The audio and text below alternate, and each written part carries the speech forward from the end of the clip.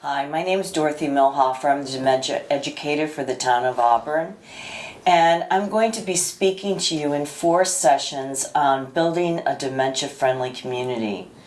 The first session, today's session, will be on dementia is everybody's business, and that's for the business community. The second one will be for communities of faith, and it's called Welcome Me As I Am. The third and the fourth ones will actually be at the Auburn Library, and they are called Living Under the Cloud of Dementia. The first is a general session of information about dementia, and the second one will be for caregivers. I think you can be very proud of the town of Auburn. It is really a leader in promoting a dementia-friendly community, and I have been really welcomed by the business community, whether it's the owner of a business or a franchise owner, a manager of a restaurant, a mom and pop store, a diner, a dealership. I have met wonderful business people one-on-one. We've also done a direct mail. We've spoken to them over the phone, and they are very open and supportive of our senior and our adult community. So I want to make sure I thank them. So let's look at 2 mega business issues. In the last decade, it was sustainability, and a lot of businesses missed the boat. They didn't know how seriously consumers took this issue when they purchased their products and services, so they lost their market share. So what I hope to do today is to encourage you to understand what's happening with the aging population, as well as develop some policies that will embrace your most important asset, and that's your aging consumer. In the next chart, you can see that it's a worldwide problem and worldwide issue. I highly recommend that you read Stroud and Walker's Marketing to an Aging Consumer. These 2 British marketing researchers were the first really to address this issue. And although the book was written in 2013, it's been updated, and many of its findings and insights are relevant today. The chart shows you that the United States does not have the oldest life expectancy. Actually, Japan, Italy, and the UK bypass us. So again, it's an issue if you are if you have branch locations in another country, that will resonate around the world. U.S. spending by age group, you can see the current and potential spending in trillions of dollars. Look at those first 2 charts that show the age segments of growth between 75 and 65 and 74. That's between 2009 and 2030. There are over an 80% increase in both those areas. Now, according to the 2011 census, we have about 311 million people in the United States. That's approximately 14% over 65. In the world, it's 13%. And I'm going to show you soon what's happening with Auburn.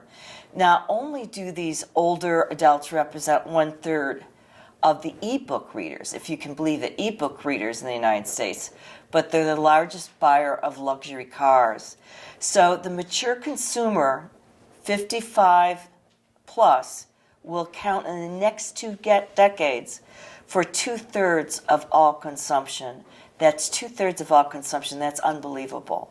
So it's not surprising that U.S. and Europe, the largest percentage of wealth is held by older adults, and worldwide, we have over 3.5 billion consumers that are over 50. Now, why has the aging of our consumers been ignored? Well, a lot has to do with our advertising community in the United States. The agencies have always practiced what I call age siloing. And part of that reason is because they have a very young staff. And let's face it, you don't get fired if you target youth. But the problem with this pigeonholing really doesn't fit our consumers today. It gives false perception. It usually looks at the elders from the very last stages of their life, when we know that early signs of aging appear in the 40s. Losing sight, having needing glasses, losing some hearing, losing some mobility issues. Now think about this. You're a 40-year-old and you have 30 to 40 years to still consume. And the worst part of this is the stereotyping. They assume that older adults are technophobic, they can't change their brand, and that they just are stuck in their old ways. Well, I can tell you that I'm an older adult and I'm not a technophobe. So these stereotypes hurt the marketing of this older population. There are some companies out there like Apple that are age neutral or age blind. And we see a big change taking place right now, particularly with what used to be called the white goods, or the stoves, the Frigidaire, the dishwashers for household goods. We know that luxury goods, travel services and hospitality has always been age blind, and we're hoping that you'll take a look at how you're marketing to the aging consumer. Now, when you market to the aging consumer, we recommend that you examine all touch points. A touch point is a product, your pricing, your communications, your sales channels, your sales staff, it could be your wait staff, and how physical effects are impacting your business. One of the easy things to do is look at it from a sensory, physical, and cognitive perspective.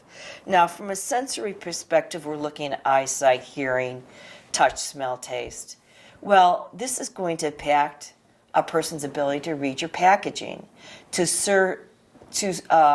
be able to use certain products, and again, to talk to customer service or talk to wait staff. The physical issues could be the ability to open packaging. And then the third one, cognitive, is the ability to understand and process information. That could be an ability to use your website. So what I recommend that you do, and these are really common sense no-brainers, but when you're evaluating and adapting your touch points, to use familiar language, provide good instructions, of course, provide enough time to process information, reduce visual clutter. I went into a fast food restaurant the other day, and they had these things rotating on the ceiling. And when somebody has poor eyesight, that looks like a black hole rotating around, and it can cause imbalance. So those are the types of things that we're talking about. And then, of course, to put the user in control. Now, let's look at Auburn, which is a typical Massachusetts town, but not typical for the United States. These figures are from 2016 from the town clerk's office. And you can see from looking at the chart that we have over 15,182 people. Of that, over 2,041 are seniors over 65. That is a 27%. Remember, I told you the U.S., the average is 14%, the world is 13%. So we have a significantly large senior population, and that is going to have more impact on your business if you are headquartered in Auburn. Now, looking at the older segments, you can see even that the percent over 80 is 23%. Over 70 and 75, it's 31%, and over 60 to 69, 65 to 69, it's 46%. So all of these things will increase as the baby boomers get up and up in age. So what does that mean for your business? Well, it means that for those restaurants that are in this area, people in Auburn have lived here their whole life and they want to remain independent and they want to remain connected to the community. But there are some indicators that we have of concern. One is that we have Alzheimer's and a dementia rate of 15%. We also have an osteo and a rheumatoid arthritis rate of 52, and this means that there are mobility issues. In the last 3 months, 6% have fallen, and we have over 66 with cataracts. So as a business, you have to be aware of how these physical changes are affecting your customer. Now let's look at the cognitive issue of dementia. Dementia is very simply a loss of memory and other thinking abilities. We know that 15% of Auburn seniors, and that's not all seniors, that's 15% of our 2041 seniors have dementia. So in terms of statistics, that means that in 2050 we'll have 16 million Americans with Alzheimer's, and 1 in every 3 adults will die each year from dementia.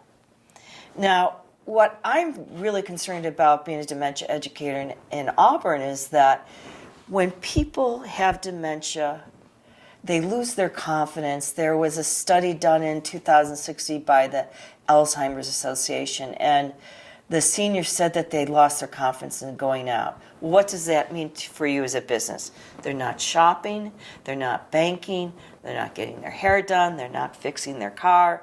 It permeates everything, and when they lose their anchors, such as their church, they can't drive, it really causes severe isolation. So our objective is to keep them as active as possible. Now, there are over 200 types of dementia. Alzheimer's is obviously the biggest, but I have a brother-in-law who has Lewy bodies, which is Parkinson's-like, and he has hallucination. There's Parkinson's, there is vascular dementia. But you have to think of the brain as being an organ that needs both oxygen and blood. So there are many symptoms that may cause dementia-like behavior that may be caused by vitamin deficiency or COPD or having heart problems and circulation problems. So it's very important to get diagnosed, and yet there's a stigma about getting diagnosed. And one of our big problems is that it's such a complicated disease that neuropsychologists and gerontologists and neurologists are needed to make sure that they eliminate certain symptoms first. It can take up to 3 years. So that's a long, long time, but it's important because once you're diagnosed and you know exactly what you have, you can get the right medication. Now, my brother-in-law has recently started a new medication for Lewy body, and it has reduced his problems by 50%. So that's why diagnosis is very, very important. It's not a great disease, let's face it, it's progressive. It gets worse and worse and worse. But how you respond to this disease is based on individual, and it's person to person. And again, you can maintain your independence for up to 10 years. Some people can only go 3 years, some people can go more. But Auburn's objective is to keep people as independent as long as possible in their home. Now, what is a dementia-friendly business? We're hoping that you will help us reduce stigma associated with dementia and help us make sure to spread dementia-friendly principles. Most importantly, we want you to support your customers and your employees in a welcoming and caring manner. And then we want to ensure that your business and physical environment is dementia friendly and safe. So we're recommending a 3-step approach. Firstly, train your employees on how to communicate. Now, as I said, dementia, if somebody has white hair, that doesn't mean they have dementia. But there's certain characteristics of dementia. People tend at 5 o'clock in the afternoon, 4 o'clock in the afternoon, they don't reset according to our light process. They tend to start wandering at 1 o'clock, 2 o'clock in the morning. They start to tend to be very anxiety ridden, and these symptoms will come out at sundown. We recommend, we actually have wonderful materials to give your employees about how to communicate with people with dementia. And first of all, of course, is to smile warmly, to slow your speaking space.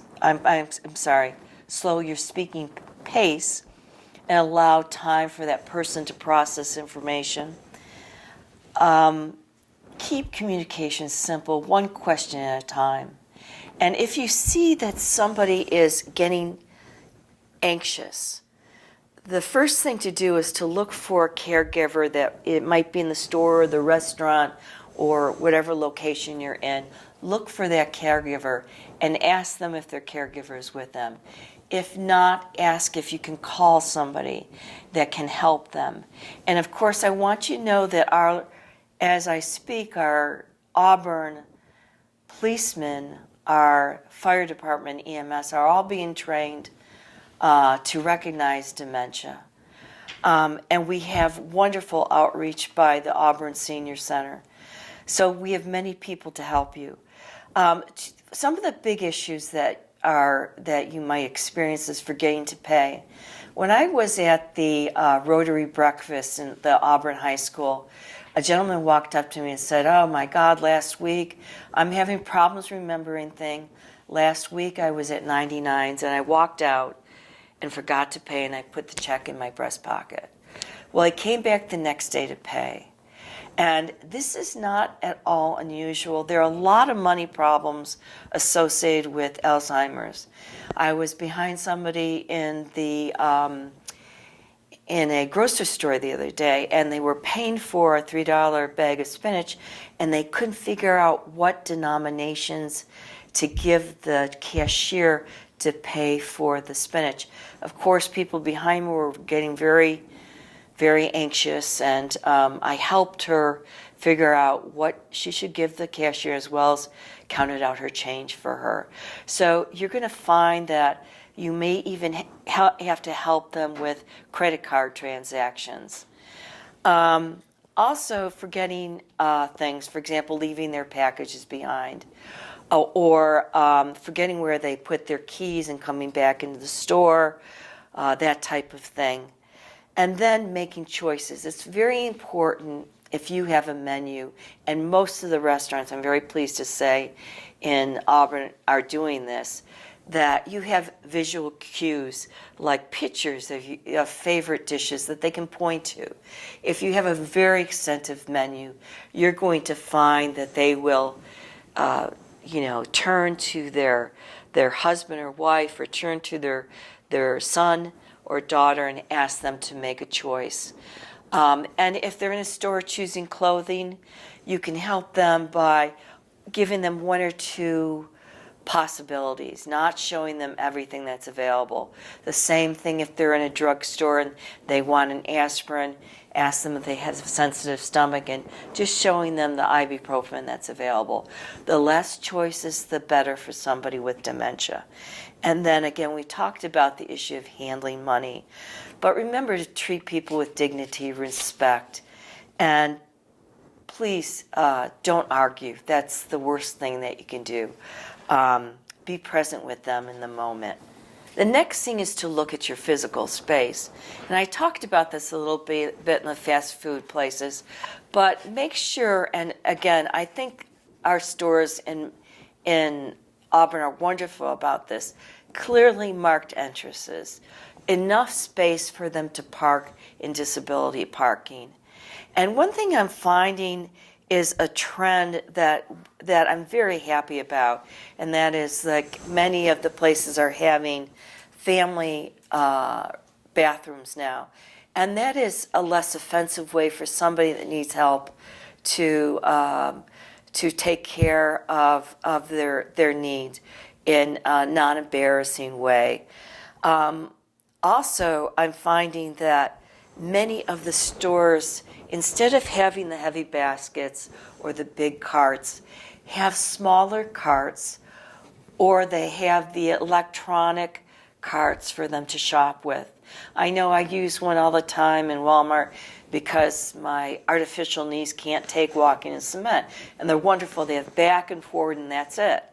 But I've noticed that some of the stores have very not user-friendly carts where they have lots of buttons, and some of the buttons are worn off. So take a look, do an inventory, take a look at the inside and the outside of your establishment and see if there's any ways that you can improve the lighting and have things like railings and ramps to help them, particularly people with walkers and canes. And the last but the most important thing is support your employees who are experiencing caregiver stress. This chart, and I think it was a shock for me, that in Massachusetts in 2015, dementia caregivers, there are over 332,000, providing over 378 unpaid hours, 378 million hours, equal to a value of $4.8 billion. Now, I can't emphasize how stressful it is to take care of somebody with a dementia. They ask the same question over and again, constantly forgetting the day. Where am I going next? Who are you? That type of thing. And it can just be so exasperating. Think of the person who works during the day, comes home, has to take care of children and take care of a parent. We call this the sandwich generation. And these are the caregivers that I hope your HR department, your human resource department, is identifying and talking to. Just to have somebody, HR person, have a normal conversation with will greatly help knowing them to know that you're supporting them. If you can to be flexible with hours, that's great. But if they first say, oh, no, I'm handling okay, thanks, but I don't need your help, ask them in the next 6 months. Because what happens with dementia is that there's a whole process of living bereavement. At first, you're putting sticky notes, and the person's okay once in a while. They lose their keys and they wander a little bit. But they can still make their own lunch, and they can pretty much be alone during the day. But then there's the next stage where they can't be alone. They can't make their lunch. They're forgetting who you are. They don't know what room they're in. And then there's a bereavement, that stage. And then there's a next phase where they can't eat by themselves. They can't go to the toilet. And there's another level of caregiving. Each one is a bereavement. And so initially, they say, well, I think I can take care of them. You're going to find that as the disease progresses, they need a more and more compassionate employer. We are here to help businesses adapt to this aging population, and particularly to that 15% who have dementia in Auburn. I can offer free training materials, excellent research that's been done, and I want you to please, if you need any services at home, need services for your employees, we have 2 wonderful outreach people at the Senior Center that can provide transportation and home services. So thank you for your time, and I hope you'll tune in for the next program. Good night.